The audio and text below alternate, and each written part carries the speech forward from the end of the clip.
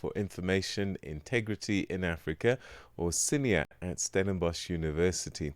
Now, CINIA has just been awarded a major grant of over 20 million rand by Canada's International Development Research Centre, the IDRC.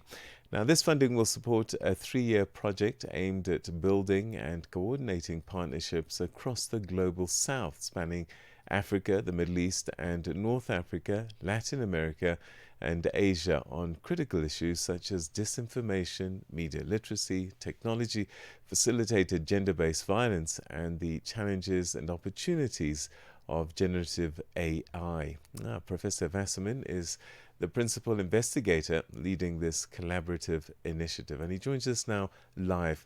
Prof, thanks very much indeed for joining us, and welcome. Good morning. So this is quite a significant grant by the IDRC. What do you hope it will do? Will it make a huge difference, do you think? Well, we hope so. We have been working in this space for quite a while. Also worked with the IDRC before and some of the other partners in the Global South.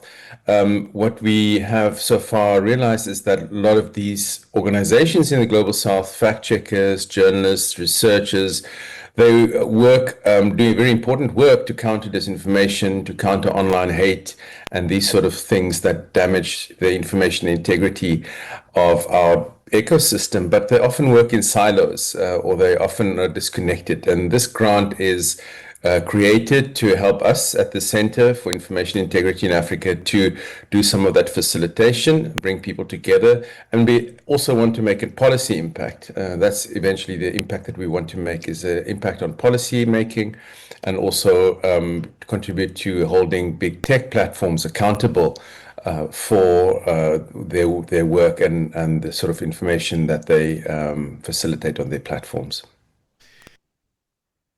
So how will it work? How do you work together across so many territories? Because I guess you've got common goals in mind, but how do you weave it all together? Well, that's part of the challenge. And fortunately, this is not something that one person or even the center itself from the center has to organize itself. We will work collaboratively. We will work with the participation of all these partners. These are teams in these various countries and regions that are very established themselves and have very solid footprints and good track records in the respective regions. What we will do is bring people together to discuss, firstly, where are the gaps, what is needed, to what sort of research is needed, what sort of practices are good practices to build upon. And we'll bring them together, firstly, in a meeting early next year in Stellenbosch, here in South Africa, to bring them together to discuss where do they see the needs, what do they think they can benefit from collaboration with various other partners in the network, and then we'll build smaller sub-projects that the various members of these teams will work together on. Are there projects that you've worked on before that you're wanting to build on now? And what were the learnings that you want to further expand on, if that's the case?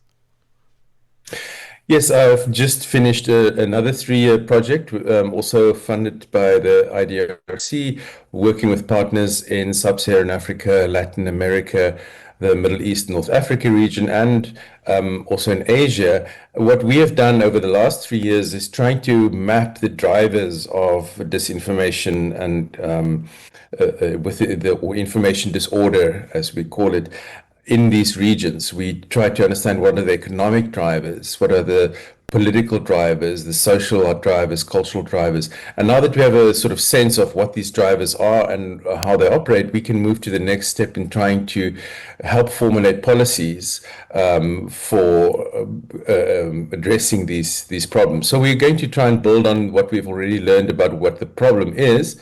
What we are now wanting to do is, how do we solve this, or how do we contribute to policies and practices that can help counter this problem that is so pervasive across the world, but especially in the Global South, with its particular challenges, where we want to make a contribution to improving the situation.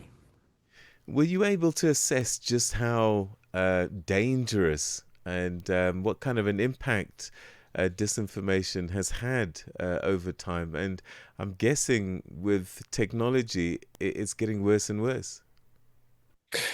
Well, yeah, it is a huge problem, and it is a problem that is again spans so many different areas of our lives. From politics, elections, for instance. We did a study last year on some African elections, where we see political candidates being attacked and being harassed online, misinformation and rumors spread about them, but also about the integrity of the electoral system itself being made suspect through disinformation campaigns. So politically, it's a huge problem, and especially again in the global south, where often some of these democracies and electoral systems are fragile. But also socially, if we look at, for instance, technology-based, gender-based violence, violence that occurs online often also has offline impact. The way that women journalists, women politicians, especially, are also attacked and what we call doxed, their information made public, their private information made public. So also socially, this is a big problem, but also just in people's everyday lives. People don't know necessarily what information to trust anymore.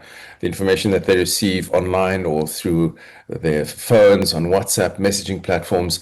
So it really is a pervasive problem that is something that affects our lives in so many dimensions. And so we want to try and build on what we've learned from all these different types of aspects, different areas of the way this information makes an impact, and trying to come with a multi-leveled response, because it is a multi-level problem, which then needs collaborations across these networks. And this is why we are fortunate to have in this network fact checkers and journalists, academics, human rights activists, that they can come together and bring their strengths and collaborate, because this problem is really too big to tackle within just one paradigm or one type of discipline. We've run out of time, but a very important question I'd love to ask, and I don't know if you can give me a very quick answer.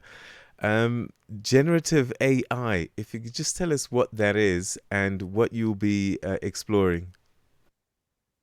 Well, there's a lot of buzzwords around, or generative AI itself is a buzzword. It can create fake videos, fake voice notes, fake WhatsApp messages. It is a big concern. It's something that is growing internationally, and we want to investigate whether there's also an issue in the global south and to what extent it is an issue. But we also want to look at the positive aspects of this and how this generative AI itself can be used to counter disinformation, do fact checking, and so forth. Fascinating. And we certainly look forward to seeing the results of your research in 3 years' time. Thank you so much indeed for joining us on the program. Thank you for having me. Thank you. That's Professor Herman Wasserman, who's the director at the Center for Information Integrity in Africa at Stellenbosch University, looking at some very powerful issues that affect us all. And we'll keep on top of that story for you.